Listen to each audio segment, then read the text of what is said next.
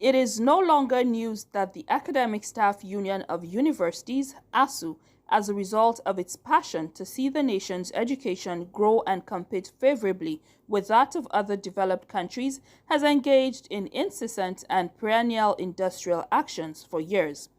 But what is of great concern to Nigerians is the enormous impact the incessant strike has on the educational sector the union body is trying to develop. Stakeholders say inasmuch as Asuu has good intentions, the fact that industrial actions have watered down the quality of education in the country must not be ignored. What has been happening is that a segment of students are moving out of the public university system into the private. That has serious implications for the future. It's a generational disaster.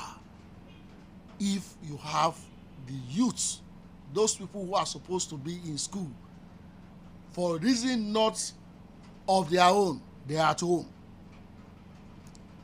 In months, sometimes they go into 3-4 months staying at home. When a student comes from another country to your country and spends 5 or 6 years for a course of 4 years, it actually affects your country as a whole. So students won't come to your country to school, so it affects your standard. Unlike the pregnant woman who knows her expected date of delivery, there is no date in sight when students will go back to public universities. So, what then is the way forward?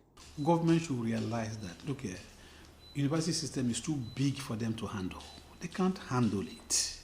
So give autonomy to the universities. Let them be self-sustaining. Let them be self-governing. Government and Asuu, they should come to a round table. There is no way that the teeth and the tongue will not quarrel, but when they quarrel, there's a need for them to settle. Because if they do not settle, the stomach will be hungry. And once the stomach is hungry, what happens? The body will be distorted. The body will not be comfortable. So we are saying that right now, we are not comfortable with the strike because our youth, many of them are going into crime. Inasmuch as education has been described as major resource for human development, interviewees appealed to government and Asuu to come up with amicable resolutions to their disagreements and work together to get it right if the country wants to meet up with the challenges of a dynamic world.